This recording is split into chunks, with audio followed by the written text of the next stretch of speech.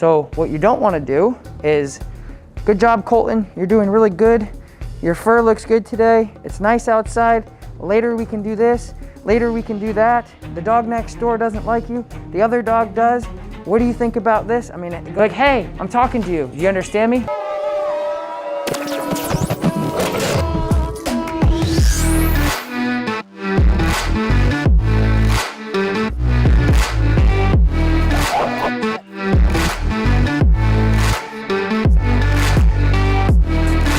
No.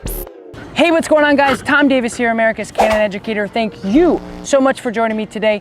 If you guys don't know, we have people from all over the country every single week coming in to work with me, and I'm so grateful for that, and I'm so grateful for you guys at home watching. If you guys haven't yet, do not forget to like this video, smash that subscribe button, and today I have a wonderful video, and we're gonna be talking about something I haven't really talked about before on this channel. We're gonna be talking about pressure, guys, how important pressure is in building an obedient dog, a well-behaved dog, a dog that you can understand, building a good communication, building a better relationship with your dog, voice pressure, physical pressure, body pressure, spatial pressure, and all of the above, and how important and how much of an impact you probably don't even realize that you're doing with your dog. We're gonna get in all of that stuff in this video, and I hope you guys like it. If you haven't yet, do not forget to cop yourself some No Bad Dog merch, as well as like this video, smash that subscribe button, and let's just get right into it, guys. Here we go. Break. So what I wanna do is just switch to the training leash, which is gonna be 4 foot, and then this is a slip collar. So the way that this works is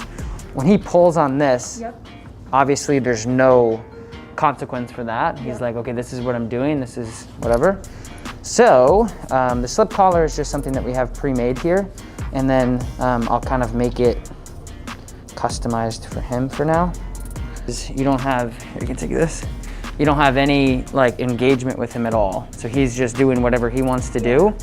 And so there's 2 things that come with that. There's obviously like a lot of obedience problems, and then there's a lot of behavioral problems you'll get from that as well, because he's just, like you said, he's beating his own drum, like he's doing his own thing, and that's a problem, especially with any dog. It doesn't matter what their age is.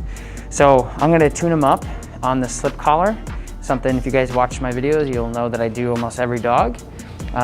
So what that does is it creates engagement. So I'll say, hey, like, hey, pay attention to me. And hopefully, we don't know for sure, but hopefully my goal is for him to start looking at me. So when he's on the leash with you guys, it's just like this. And so we need to create that like, pay attention to me type thing. Heel. Good job. So I'm starting to get his attention here. Heel. Yes, good heel. Good job, buddy. There's like a micro macro to this. The micro is, on the smaller level, is he's being more obedient on the leash, which is good. But the bigger picture is his mental state of mind is gonna get better and better over time. So he's gonna be less like all over the place mentally as well. I don't want him to not be a dog. So I want him to look around, I want him to be suspicious of other things and mentally invest into other things to say, hey, what's this? I'm in a new place, whatever. But I don't want him pulling. I don't want him non-responsive to me. So when I turn and I say heel, I want him to do it. If he doesn't, I give him that quick pop.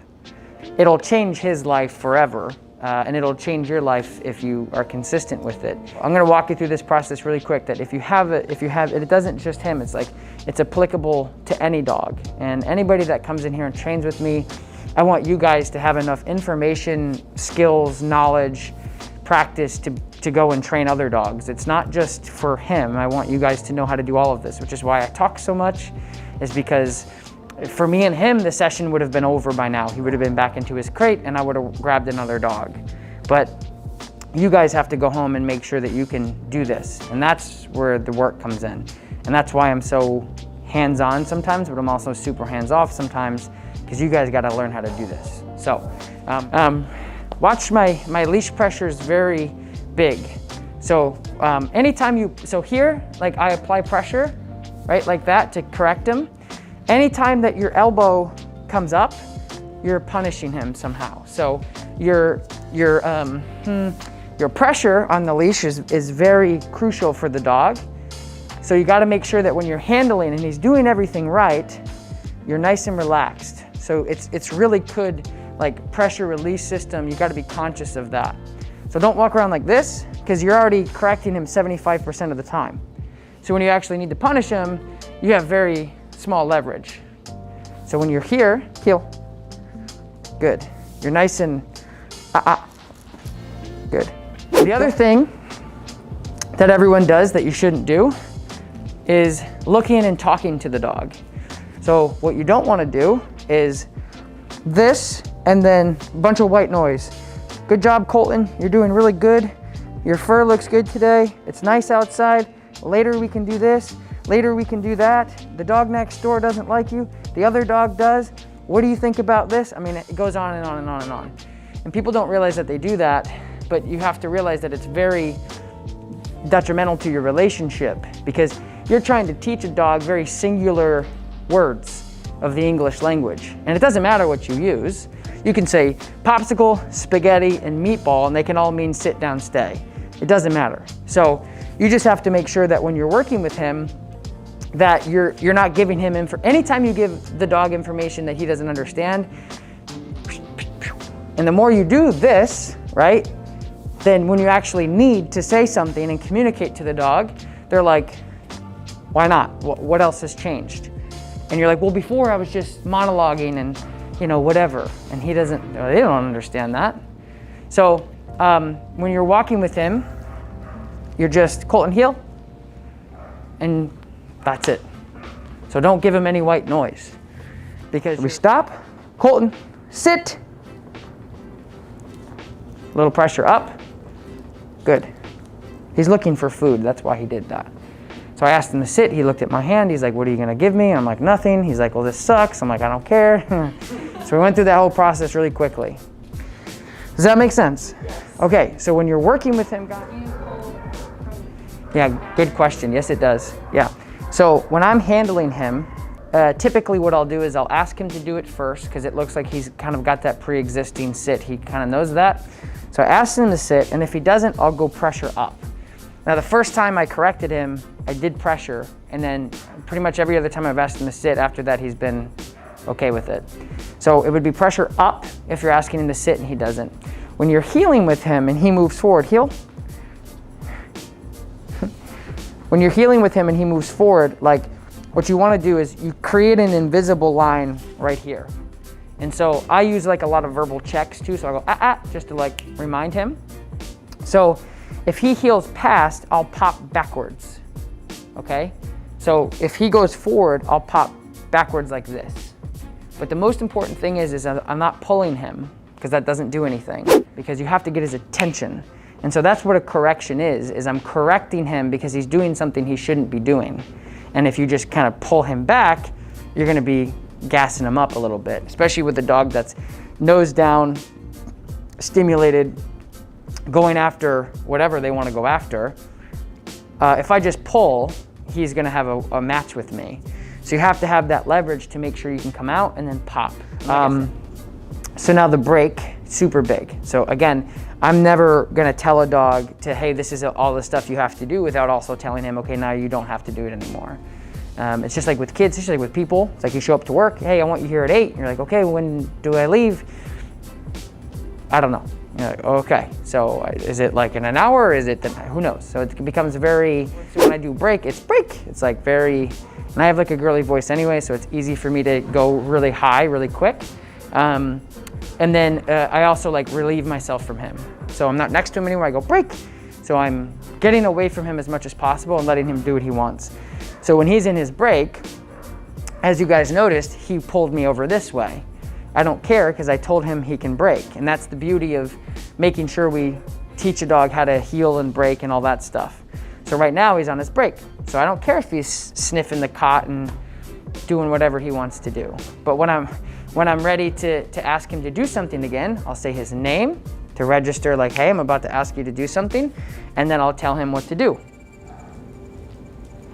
And then release your pressure just a little bit, nice and relaxed. Feel your right arm is like nice and relaxed. Yep, there you go.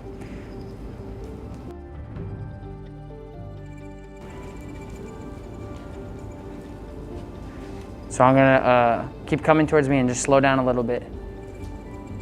But, so stop for a second. So Do you notice anything? He's pushing her? No. No. So walk towards me again.